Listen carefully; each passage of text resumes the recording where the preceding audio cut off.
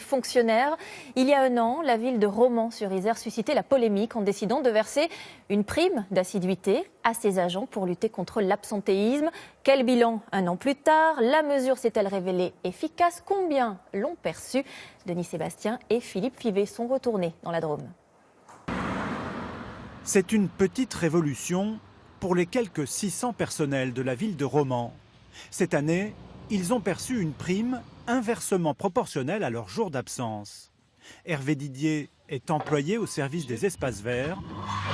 Il a touché le montant maximal.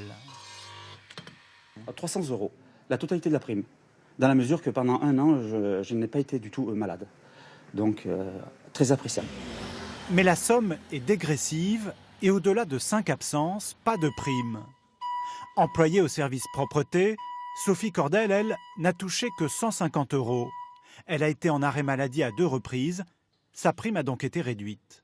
L'idée est bonne, mais je vous dis, moi je suis sensible des bronches, j'ai du dos, voilà, quand je suis malade, au bout de on n'a pas notre prime en plein. Bon. Lutter contre l'absentéisme et motiver les agents avec des résultats à atteindre, c'est le credo de Madame le maire, qui revendique une carrière et des méthodes venues du privé. Le principe donc, un sondage de satisfaction est réalisé chaque année auprès des habitants pour s'assurer que les objectifs ont été atteints. Si c'est le cas, la prime est versée, indexée sur le nombre d'absences. Aujourd'hui, on a fait le constat que la présence dans la collectivité était beaucoup plus importante, que l'absentéisme a largement diminué. Il a diminué à hauteur de 24%. Pour vous donner une équivalence d'un point de vue monétaire, par exemple, c'est une économie de 510 000 €. Un accord a été signé avec les 2 syndicats du personnel, CFDT et FO.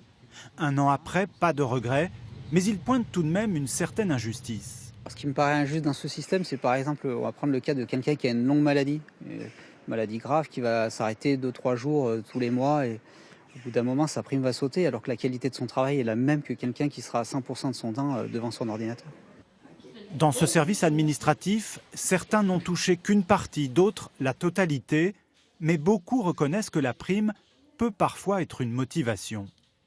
Ça n'a pas changé mes habitudes, mais disons que peut-être des fois, si on se sent un peu, si on n'a pas trop envie, qu'on se dit ah, pas aujourd'hui, ça doit remettre les idées en place un peu, je pense, à un moment. Une prime pour lutter contre les absences, le procédé suscite en tout cas le débat au sein de la population. Je pense qu'on ne devrait pas récompenser, ça devrait être la règle de ne pas être absent si on n'en a pas besoin. Pour le budget de la ville, c'est très bon, puisque les primes qui sont données sont compensées par les arrêts maladie qui ne sont pas payés par la commune et donc par le contribuable. De nouveaux objectifs vont être fixés pour l'année à venir, avec à la clé une nouvelle prime s'ils sont atteints et si les agents ont peu d'absence. L'accord a été signé pour la durée du mandat jusqu'en 2020. On reparle aujourd'hui de